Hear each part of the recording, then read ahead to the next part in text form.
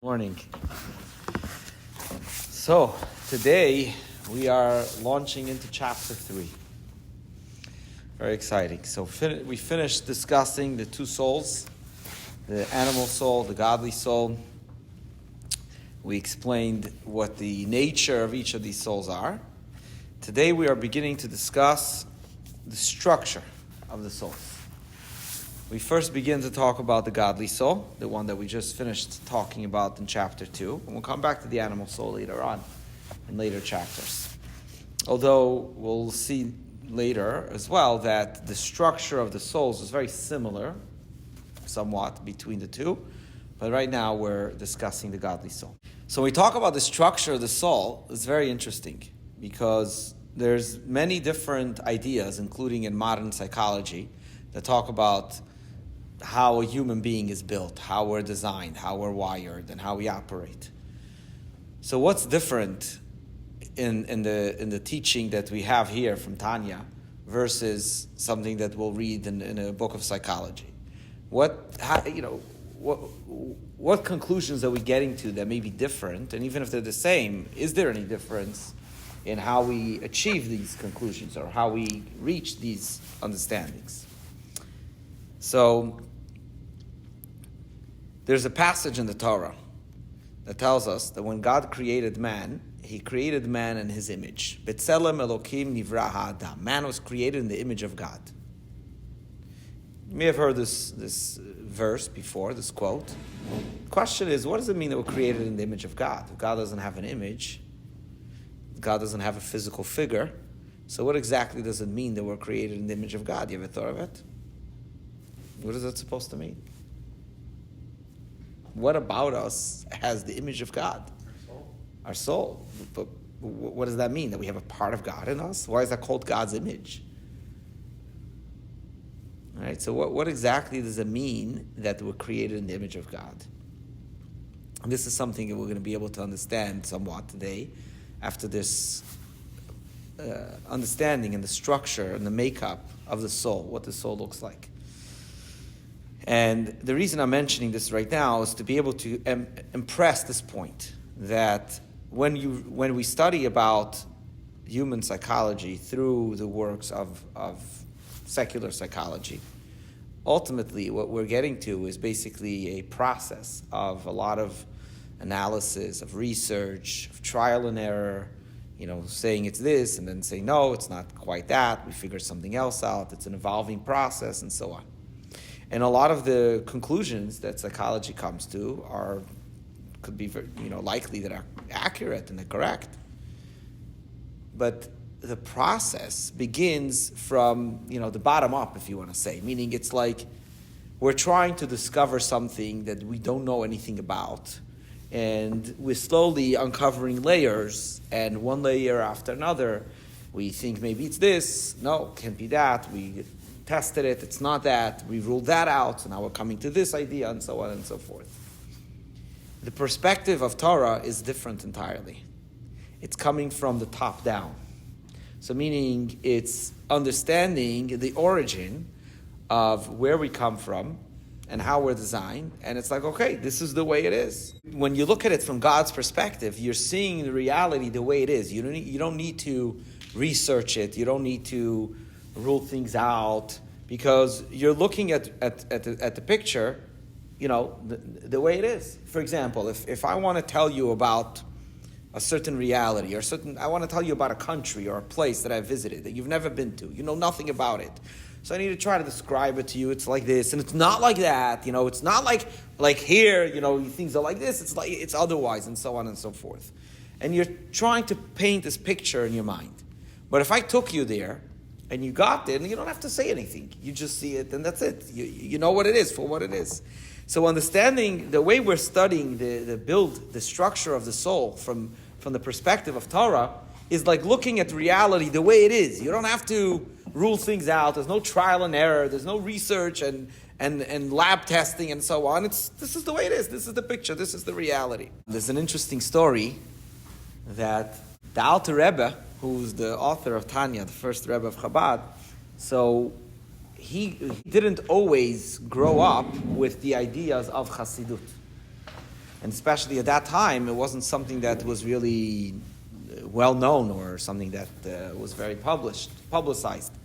But the Alter Rebbe on his own, after he got married, he decided that he wanted to go study in Mezrich, which was the town where the Magid, who was the student of the Baal Shem Tov, was teaching, and he wanted to go study from him. Now, his father-in-law was not part of the people who were fans of Hasidus. He was more from the anti-group. So he wasn't so happy that he was going there. But, he's an independent man. He can do what he wants. So he went. So after a few months, he comes back. And his father-in-law was kind of giving him a hard time. He was giving him a hard time. What did you learn already? So you were there for a few months. So what did you learn? So he says, I learned that there is a God. So he started laughing at him. He says, you need to go over there to learn that there's a God. Come on, that's basics. It's nothing. He calls in the maid who worked in the house. And he says to her, do you think there is a God? And she says, yeah, I believe there's a God. So he says, you see, even the maid knows. You have to go study in Mezrich. That's what you learned. What a waste of time. So the Alter Rebbe said, she believes that there is a God, but I know there is a God. It's a different thing. In other words, when you see the reality, you don't have to figure it out. You don't have to imagine it. You don't have to try to see, is it like this? Is it like that? You see it. It's real. So now, let's get into the actual understanding of what this chapter in Tanya tells us about the structure of the soul. And this will answer for us as well, what does it mean when the Torah tells us that man was created in the image of God? Which we asked before, what is the meaning of that? What does it mean in the image of God? B'tzelem Elokim nivra Adam. What's Tzelem Elokim if God doesn't have any physical image? So the Kabbalah tells us that the structure of the neshama, of the nefesh, of the soul, is made of 10 parts. There are 10 aspects. And if anyone here has ever explored any basic study of Kabbalah, you probably heard of the terminology called the 10 Sfirot. The 10 Sefirot are 10 expressions of godliness that God used to create the world. We spoke last week how God created the world through utterances, right? Speaking. He said this, and the world came to be, different parts of the world came to be. How many times did God speak? So the Mishnah tells us, Ba'asara ma'amarot nivra ha'olam. The world was created with 10 statements, with 10 utterances. So there are 10 expressions of godliness that God utilized to create the world. And in a certain way, that's the structure of the universe, is within the framework of these 10 expressions. In the teachings of Kabbalah, it's known as the 10 Sefirot. Okay. So what does it mean? What does a Sefirah mean in Hebrew? So the literal means a count, but in this term here, it means something else. It means like a ray, a shine. It comes from the word sapir. Sapir is a sapphire. It's a shining stone. So it means 10 expressions of light, 10 forms of energy, if you want to say.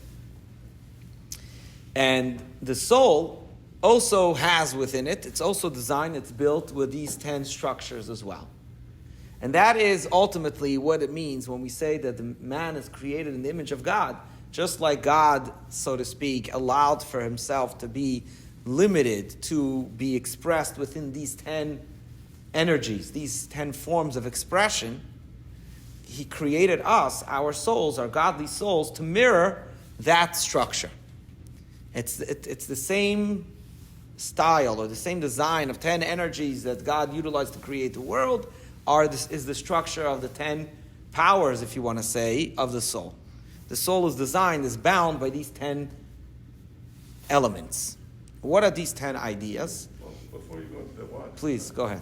Why 10? Why not 12 or 7 or 3? Or what's the significance of 10 in this context as opposed to 18? Good question. Great question. So in Sefer Yetzirah, which is a book of Kabbalah, it says, Eser v'lo teisha, Eser v'lo achadasar. 10 and not 9, and 10 and not 11. But why? At the end of the day, the ultimate reason is because that's what God decided. He could have done 11, he could have done 9, he could have done whatever, but God chose 10. And because of that, for us, 10 is considered the mispar hamushlam. That's considered the number that's complete. After 10, it just starts to repeat itself again, right? And then you have 20, you have 30. You're compounding the force of 10, but there's no number beyond 10. After 10, it's over. That's 1 to 10. That's what it goes, right? Well, and there were 10 commandments. Right. All of that is because it's a mirror of that 10, the structure of the world to be in 10. Why did God decide to be 10? I don't know. He didn't tell me. He didn't ask my opinion. So the 12 tribes, then I guess there's 10 completion and then 2 dedicated to something else? Extras. Backup. No, I'm kidding. Doesn't mean that there's no other significance in number except for 10. It means that within the framework of the physical creation, the limit is 10. It doesn't mean that there are no other significant numbers. So the tribes are not corresponding to that framework. It's something else. There are 12 tribes. You can talk about 40. You can talk about 13. You can talk about 18. I mean, there's so many numbers that carry symbolism and significance that represents different things. But in this context, this is what it is. Okay. So what are the 10? So it's divided into 2 groups, into 2 categories. 3 and then 7. The 3 is what we call mochin, which means intellect, intellectual components of the soul. And then the 7 is midot, which can also be understood as regashim, emotions. So there's 3 intellectual components in the soul, and then 7 emotional components of the soul. And these correspond directly with what you'll find in the teachings of Kabbalah regarding the 10 sefirot, the 10 expressions of God in the creation of the world. So I'll tell you the names, even though in the literal English translation, you're not necessarily going to get much out of it. But with time, we could analyze and discuss. Today we're going to focus primarily on the 3 intellectual, but I'll just go through all the names so you have just an idea, knowledge of what it is. So the 3 intellectual is chokhmah, binah, and dat, which means wisdom, knowledge, and understanding. Then we have 7 emotionals, chesed, kindness, gvura, strictness or severity, tiferet, beauty, netzach, victory, hod, splendor, yesod, foundation, and malchut, kingship. Those are the 7 emotional elements.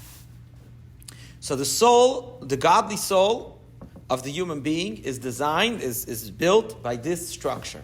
3 intellectual and 7 emotional.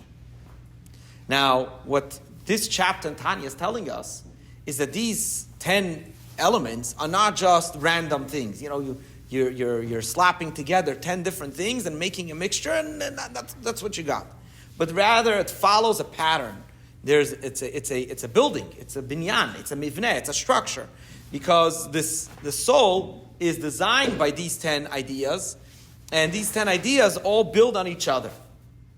Last week we talked a little bit about the parents, the father and the mother. So this continues now in that pattern as well, that we have the intellectual elements of the soul, chokhmah, binah, and dat. The 3 intellectual elements are the parents, and then the 7 emotions are the children.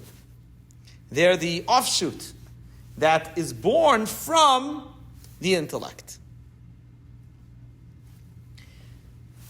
We'll break this down a little more, but before we do that, let me just share something that brings a little bit of a practical connection to this, a relevant association to this idea. You were going to say something? No. When we say that the intellect is the parent and the emotions is the child, is the offshoot, essentially what are we saying? What comes first? Today everything could be challenged, but I don't know if anyone challenged this idea yet. Well, parents come before children, right? Yeah? See, I was thinking more like you're a child before you're a parent. Oh, yes. Developmentally, but that's maybe correct, but for yourself. But yes, but you can't have a child without a parent, right? Are you saying the 3 and 7 are grouped child and parent? Mm-hmm. So what's in what? The 3, the intellectual is the parent, the father and the mother, and we'll soon talk about why 3, because usually it's 2, right? And then we have the 7, which is the children. It's the emotions, the offshoots from the parents. So the parents come first, and then the child. It's very difficult to have a child that's older than the parents. Is kindness under the parents or the child? The kindness is a child. It's an emotion. The parent is the wisdom, knowledge, and understanding. Okay, we'll break this down a little more. We'll get to it, but So I just want to share the point. Child first and then think of the parent? What? In the grouping, would you want to lead with the child and then go with the parent? No. This is what we get to. So here, But it's kind of like what you said earlier, American or Western psychology goes from the bottom up, but we're going from the top down. Right, and this is part of that, exactly. So the child can be older than the parent, right? Because the parent comes first. If you don't have the parent, then you can't have the child. The child comes from the parent. So what does that mean to us in our understanding of ourselves? If we're talking about that, our soul, that means who we are, has this structure of intellect and emotion, and the intellect is the parent. What that's saying is that intellect comes first. That means that the natural process of how we're designed to operate is that emotions follow intellect and not the other way around. That's very, very important to understand and to recognize. It tells us so much about how to be able to manage ourselves. Oftentimes, many of us think that our emotions lead the way. And therefore, we struggle. We have sometimes challenges. We have emotions that are not necessarily helping us, and we're trying to figure out how to manage the emotions, and we go through all sorts of help for systems to be able to better manage our emotions. But with this idea is telling us that the natural way God created us to be, the way our soul functions in its most natural state, is that the intellect is the parent and the emotion is the child. So that means that the emotions really follow the intellect. What does that mean practically? That if you ever want to inspire or manage any emotion, whether you want to create an emotion or eliminate an emotion, the simplest way to accomplish that is by directing your intellectual understanding of something. And if you apply it properly, which we're going to discuss soon, the specifics of that, if you apply it properly, then you can be in charge. You can own your emotions. Because you're only going to feel that which your mind understands to be the way it is. And your emotions are going to be born as a result of how your mind understands this certain idea. And if a certain emotion is not necessarily very healthy for you or working out, you could reintroduce another intellectual perspective and it will dominate that emotion. So that's a very practical application of this idea, of this concept. So how do you tell if something's not working out? Is it because you feel it? Or is it because you know? When your spouse tells you. I was doing both.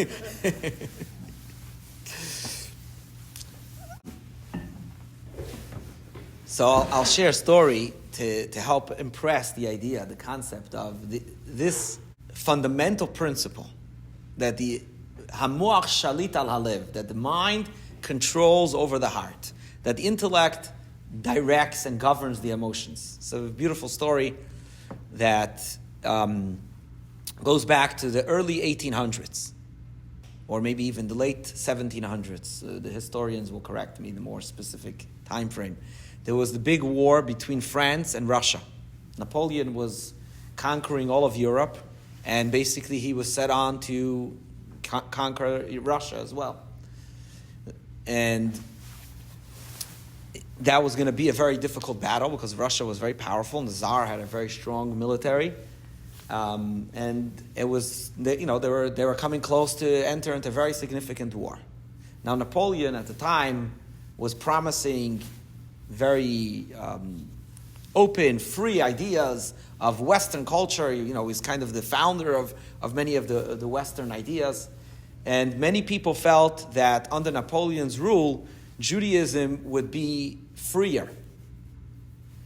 The Alter Rebbe, who lived in Russia at the time, he was concerned with that, although he agreed, of course, with the notion that Napoleon wasn't threatening persecution necessarily, but he was afraid of the freedom that may lead not necessarily to an increase in Jewish observance, but it may lead people to kind of go astray.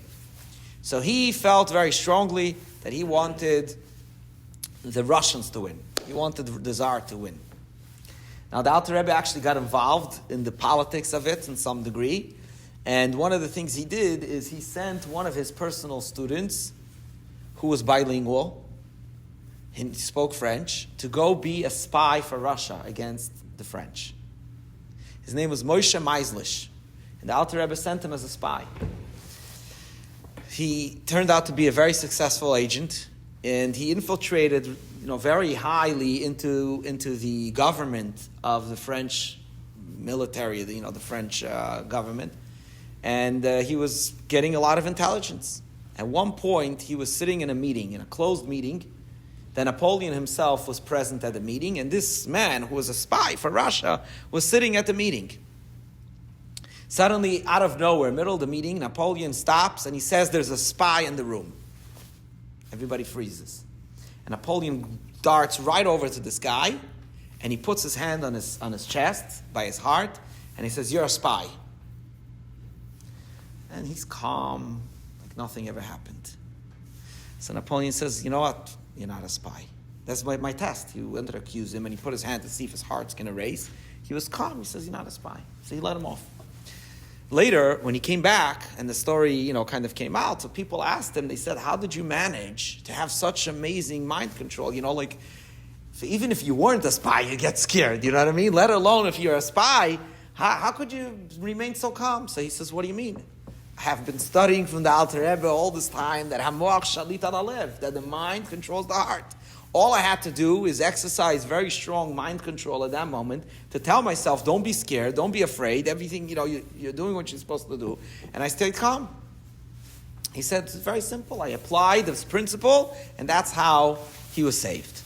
So basically, the point of the story is to show us that if we are able to master this concept in a true sense in our own personal life, it's something that will empower us, it will help us give us tools to be able to live our life in a better way in every aspect of our life. It's not just for religious purposes.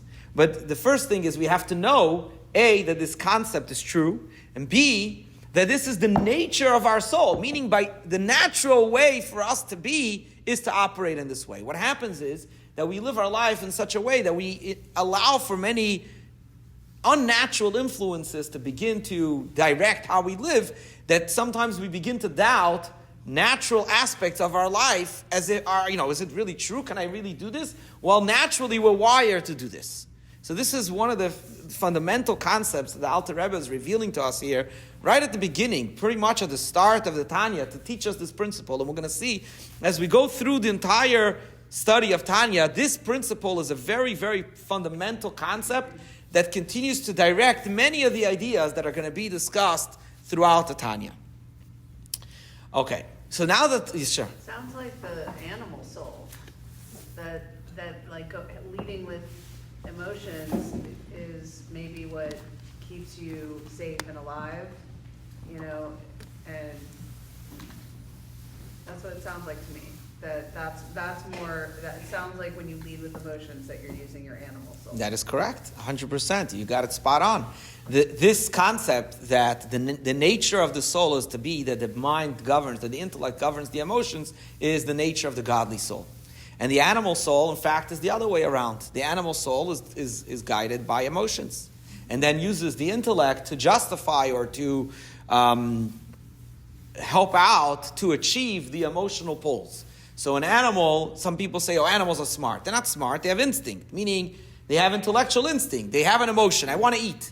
I need to attack that animal. That's my prey. I need to get that. So we'll utilize an intellectual tactic to be able to achieve that emotional drive, that emotional desire. You can't sit and explain to an animal an intellectual concept and then expect the animal to say, now I want that.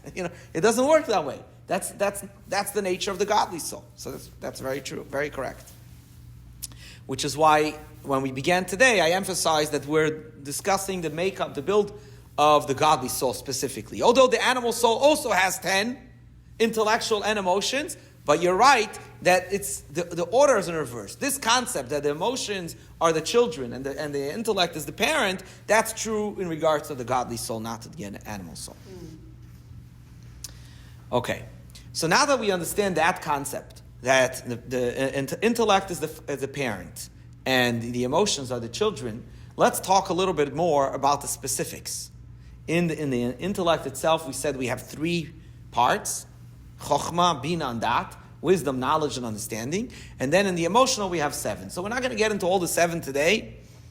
I just want to summarize the 7, if we can, into 2 parts, and somewhat what Mickey was referencing before, that we have the right and the left. We have chesed and gevura, kindness and discipline, severity, strictness. They're all different ways of saying the same thing.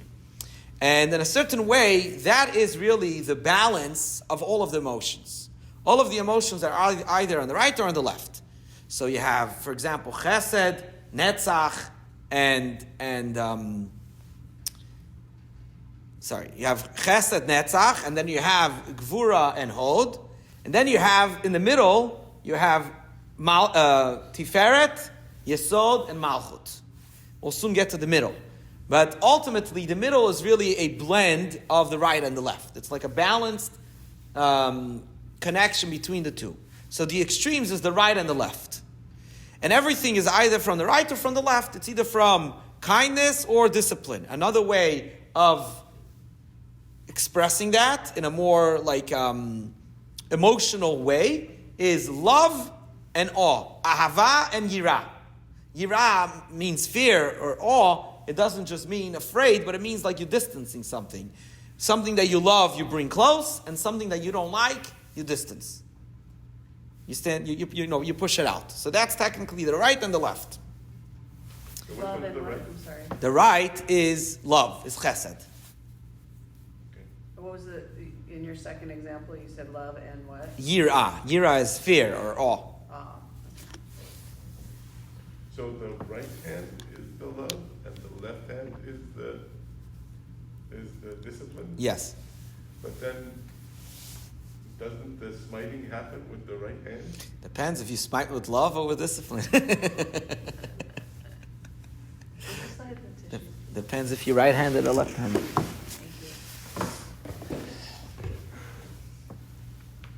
It's the concept, the figurative concept of what it represents. There's a verse that says, Yemin mekarevet usmol doche. The right brings close, and the left pushes away. All right. Okay, so when we talk about the emotions, we have pretty much 2 sides, the right and the left. We have love and awe. We're going to use that a lot. Ahava and yira. Now, these emotions come as a result of the intellectual comprehension. We're going to focus now primarily in understanding the 3 parts of the intellect, the chokhmah, bina, and dat. So the way this process works, it's pretty much in the following manner. The first thing you have in the intellectual development is you have a spark. It's like an idea. You think of if you're intellectualizing a new concept, a new intellectual concept. The first thing, it's like poof, it's the idea. Somebody asks you, tell me, explain it. You can't explain it yet. You don't have definition. You don't have words for it. It hasn't been developed. It's a spark. Barak hamavrik, it said sometimes. It's like a lightning bolt. It's like a lightning spark of an idea. That's chokhmah. Then, what's the next step? You have to take that idea and start to develop it. You have to explain it. You have to give it width and broad and length. Rochav, orech. You have to start to stretch it out.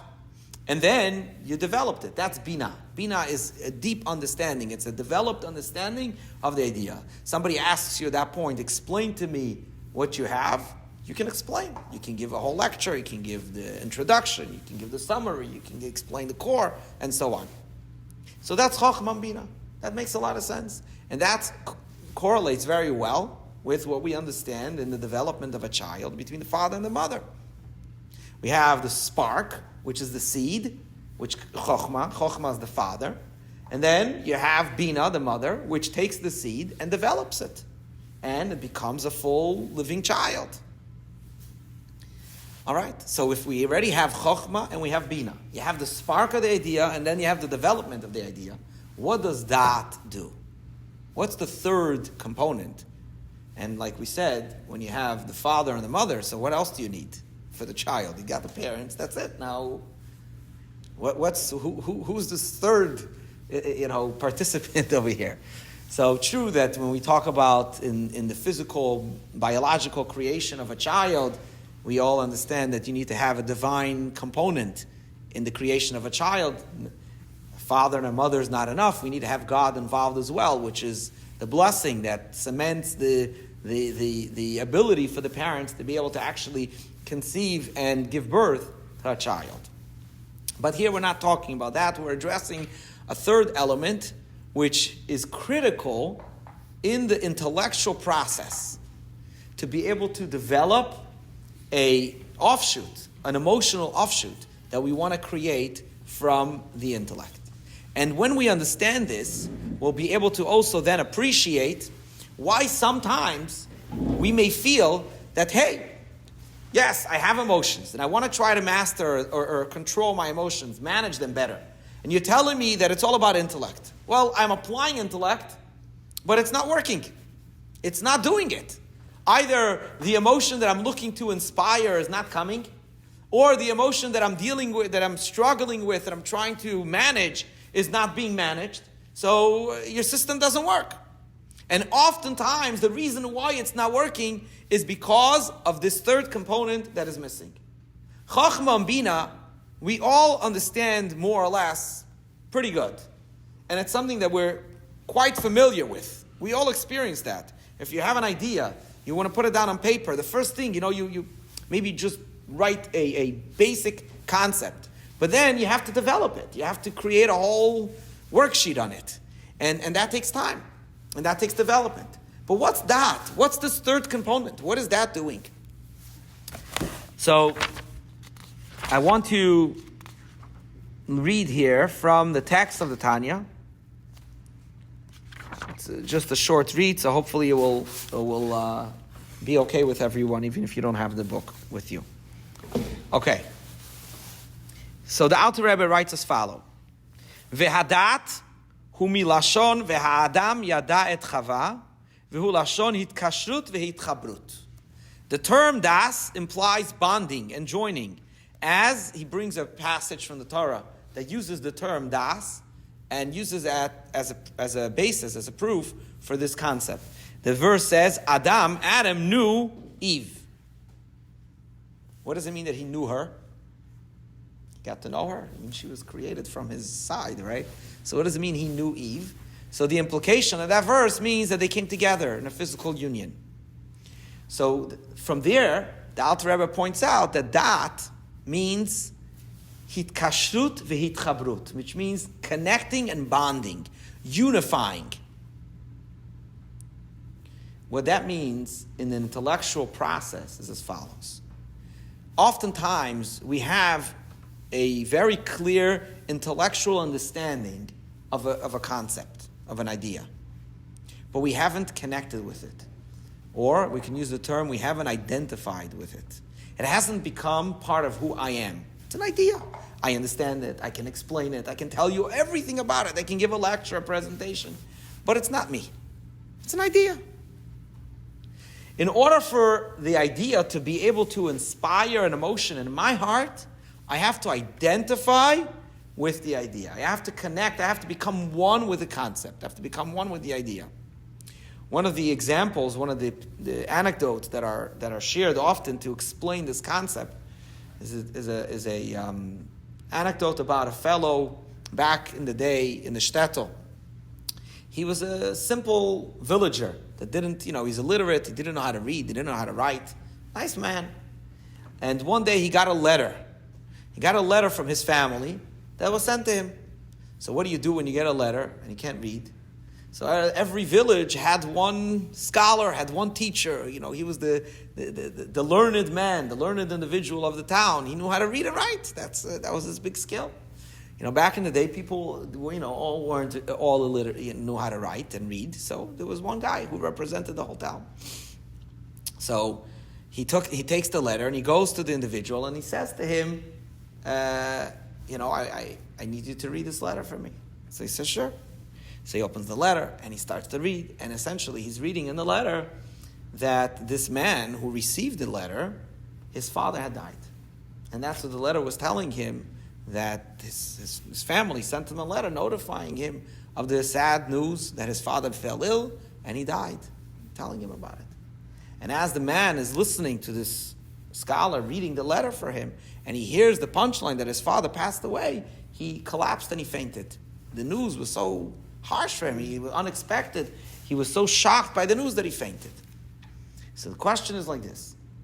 Who actually saw the news more firsthand? The guy who was listening to it or the guy who was reading it? So the answer is the guy who was reading it. Who had a deeper understanding of what that news meant? The one who was reading it. So how come the guy who fainted was the other guy and not the guy who read it? If this kind of news is one that causes an individual to faint, you would have thought that the one who read it would have fainted as well or fainted first. He was unmoved. While the other one falls in a faint. What happened? What's the answer? The answer is very obvious. It's not his father, right? So in other words, you could know about a concept, you can explain it, you can appreciate it, but if it's not your father, if you didn't connect with it, you didn't identify it's my situation, it's my story, then it's not going to do anything to you. You could know about it and remain 100% indifferent, unmoved. I think in Hebrew you say adish, right? Like it doesn't do anything to you. And that component is very, very critical. Because if you have just chokhmah and bina, just the spark of the idea and the intellectual development of the idea, but you're lacking the connection, the identifying with the idea, it's not going to generate any emotion. So if you're wondering, maybe, well, I'm applying these intellectual thoughts, but it's not inspiring any emotion, it's because you didn't connect with it. So let's use a practical example. If I hear that somebody did for me a big favor, I didn't know about it, and somebody comes and tells me, by the way, you should know that, this job that you just got, you really wanted to get this job, and you worked so hard, and it was something you were pushing for, and you just got the job, and you're so excited, you're elated. Somebody comes and tells you, by the way, you know why you got this job? Because so-and-so, really pulled some strings behind the scenes and made it happen for you. When you hear that, what is that going to do in your heart towards that person? You're going to feel a love, an interest, a connection, a closeness to that individual. It's going to be a natural result. Maybe you didn't know that person. Maybe you didn't actually like that person until now. But suddenly, right now, you're going to have a draw, a feeling of chesed, of ahava towards that person. Why? Because you just understood, it started from the mind. You just understood that this person did for you a great kindness. So you feel drawn, you feel connected to them. What if it's something that's the other way around? Somebody who you think is your friend, somebody who you think you like, and then somebody comes and tells you, you should just know, well, this person just backstabbed you in the most horrific way.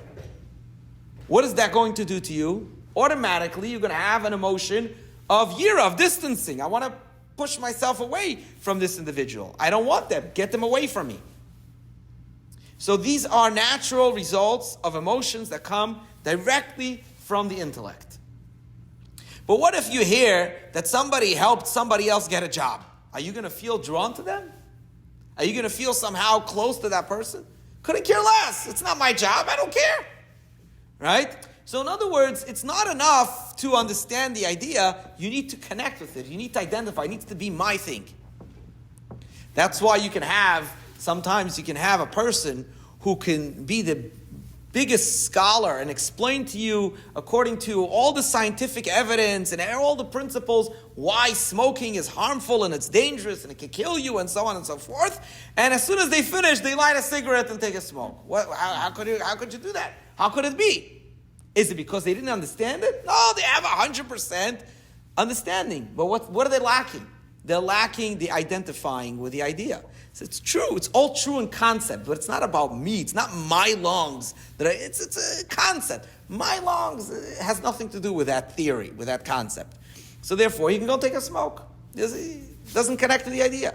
Until you don't identify with the concept, it's not going to move you. It's not going to change you. So this principle, das, although it's not technically part of the typical structure of intellectual development that we would imagine, it's the most critical component to be able to create the child, the midot, the regashim, the emotions that we're anticipating to be created as a result. So when we talk about it in the structure of the godly soul, which we already studied last week, the godly soul is all about coming closer to Hashem, coming closer to God. That's what drives and interests the godly soul. So the intellectual components, we're going to see more in detail in chapter 4, is ideas of knowledge of God, but not just knowledge of God, of knowing about God in concept and principle, but bringing it to an element that I identify with it. I realize it's my God, it's so true, it's about me, it's about my life. Then the natural result of that will be emotions, both in love and fear, appropriately, for things that have to do with my relationship with God. I would never want to do anything that will distance me from God. And I'm going to love everything that brings me closer to God. It's going to be natural. That comes as a natural result of the intellectual process. That's so long that we have das. If we don't have das, then there's a missing link, that you have intellect and emotions that are divorced, that are not related to each other. They're not connected, and they're not flowing from one to the other. So you have children that are orphans. They don't have parents. These are emotions that came without parents, or they came from somebody else's parents, but they're not really your emotions. They weren't born from your intellectual process. Okay? That's the general idea. So the process doesn't necessarily have to go chochma, bina, das, or can you just jump straight to understanding?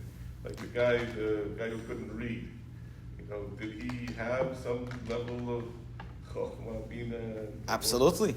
I mean, he had to hear the information. How could you get to das if you don't? In other words, das is the processor. But if you didn't input any data, what are you processing?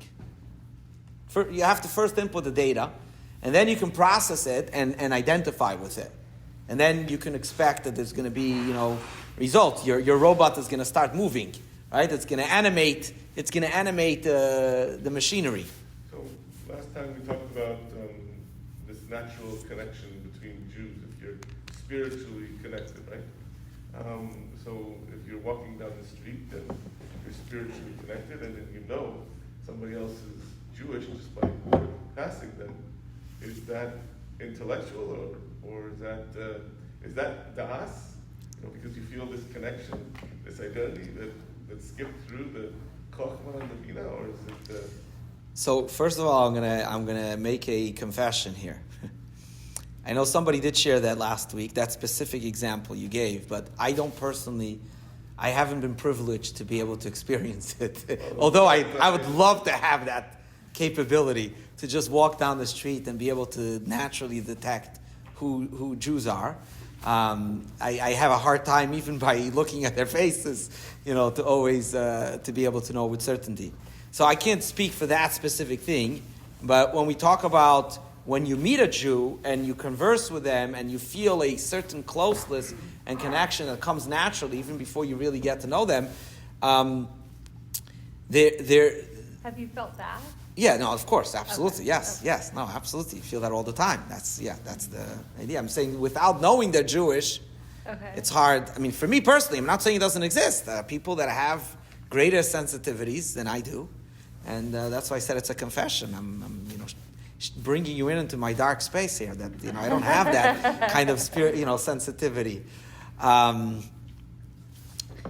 So is it a process? I think it could be that it's a quick process, like subconscious, meaning because in your mind you already developed the intellectual concept of the interest or the uniqueness of a fellow Jew. So when you identify, you see that, here's another Jew, you automatically feel connected. But there are things that bind you that are beyond necessarily your intellectual component. There are things about you that are more essential or subconscious that exist at the core of who you are that override this process, meaning they're within you even deeper than this process. This process is maybe something a little additional. Like we spoke last week about the love of a parent to a child. It's at the core, it's at the essence of the parent. It's not, you don't need to have an intellectual component to think, oh, it's my child. I gave birth to this child, so I should love them. It's something that comes more naturally because at the core, you're essentially connected, which is similar to, what we were saying last week, the connection between the godly soul and Hashem, that we're connected to God by the essence, even if we don't understand it, we don't know about it. At the core, we feel connected, and that's why a Jew oftentimes will go through incredible difficulties not to denounce their connection to God, even if they don't really appreciate or understand what that means or the significance of it. So there are things that are to your essence that are beyond just, this process. But here we're talking about ideas, concepts that you want to associate with, then it follows this pattern. So, my initial thought was to say that the third step is like just a knowingness, but just another word to say essence and how you're describing it. But along the lines of what you were saying about the parent and the child, so I'm just curious what the Hasidus thought process is on, like, when women struggle, they know they gave birth to this baby and they just cannot connect, and there's postpartum issues. So how does it intersect with modern life and biology, understandings of biology and things like that, to get back to where we're meant to be? Right, that's a great question. So I'll flip that question back to you for a moment. What would modern biology say to that? I mean, the woman did give birth to the child, so how would they explain why there's a disconnect? So I don't know. I mean, I know that some people take medication, but I don't know enough about it to really answer beyond that. So I'll make an uneducated guess at it. I think that the idea is that there's something unnatural that's interfering with the natural process. In other words, the natural process is for a woman to love her child because she gave birth to her, to him or her, right? So it's not like something that requires contemplation or meditation. It's a natural connection. Could be that there are certain chemicals in the brain that are interfering with that natural process, and the goal of the medication is to redirect that, right? So I think that we would explain it in a similar way in the concept here. And this is true in many elements of any form of development, from the intellect to the emotion, that there is a possibility for foreign entities to get in the way, to block the natural flow from parent to child, from intellect to emotion. There could be sometimes blockages that interfere from that flow to be able to continue. But so, the Hasidus, they support the intersection there of if there's an imbalance. We don't know. Sometimes even medical doctors, I think, don't know a tremendous amount, and they just, they say, okay, let's try this medication. 100% right. We don't know for sure. You're right. But in Hasidus, there's a big talk. There's a lot of talk about this specific concept. There's something called the Meitzar Hagaron. Meitzar Hagaron means the constraint of the throat, of the neck. So if you're thinking of intellect and emotion in the figure of the human body, which, by the way, just as a side point, why do humans walk upright while all animals basically pretty much don't? Is it just like a technical function that God decided? So the answer is, this is part of the idea, the image of God, that the intellect comes above, it's on the top. For animals, it's not, right? We said before that the animal soul, the emotions and the intellect are on the same play field. It's not one leading the other. So for the human, which is the godly soul, is really the ultimate image of the human, which we spoke last week. Somebody asked, why are we saying that Adam, if this is the story about Adam, why are we saying that it's the Jewish story? Adam wasn't necessarily Jewish. But Adam was the creation of what the human is supposed to be. The Jew is supposed to be modeling how that's supposed to look in the most optimal way. So That's why God made us stand upright, because the head is supposed to be higher than the heart. But what happens between the brain and the heart? There's the constraint. The neck narrows in. That narrowness of the neck sometimes could cause that the data or the information, as it's descending from the brain to the heart, can be interrupted. And there could be various different factors or elements that could cause that to happen. And that doesn't mean that the intellect wasn't developed properly. It just means that there's something foreign interfering that needs to be removed, that needs to be addressed with, so that you can allow for the flow to continue. And that could be another reason why sometimes the intellect isn't inspiring the emotions appropriately. It could be there's a blockage, there's something interrupting in the system, which would be what I think, or what I'm guessing, is similar to what happens, in a situation like what you described. There's something foreign interfering with the natural love that the woman has for her child, and we have to be able to remanage those chemicals so that the woman can reconnect back to her natural self. So what's the story of how Chochmah, Bina, and Das became Chabad? Great question. So we didn't. Thank you for pointing that out. That actually those three terms is the acronym. That's what Chabad is. That's what it stands for. So the story is because. No. he was leading. Yeah. Leading question. So that the reason why Chabad is called Chabad, which is a type of Hasidus. The Baal Shem Tov is the one who founded the idea of Hasidus, but from the Baal Shem Tov there have been many branches of Hasidus that are in many different ways. The Alter Rebbe who wrote the Tanya was the founder of Chabad Hasidus. And the reason why the Alter Rebbe's Hasidus is called Chabad, because the Alter Rebbe, unlike many of the other disciples of the Baal Shem Tov, he basically taught us, he basically showed that how we're supposed to direct our connection with God and our path of service of God, starting from Chabad. In other words, Chabad leads the way. If you start everything from the intellectual process, from the top down, then the emotions and the actions will all follow suit. Other schools of Hasidus, they focus more on what they call Chagat Hasidus. Chagat is Chesed, Gvura, Tiferet. So it's the emotions, talking to the emotions, inspiring excitement and emotional excitement. But the Alter Rebbe believes that that's not long lasting, because if you don't develop it from the top, from the intellect, it's not fully, I don't want to say it's not real, but it's not really transformative, and it's not long lasting. So that's the novelty of the Alter Rebbe's idea and approach in Chassidus, and that's why his Chassidus is called Chabad, and that's why Chabad is called Chabad. Some people think Chabad is maybe like some code for outreach or, friendship, which Chabad is, of course, all about that, but it's really a code for intellectual understanding of deep ideas of Torah and our connection with God, which then stimulates everything else that follows as a result. Okay.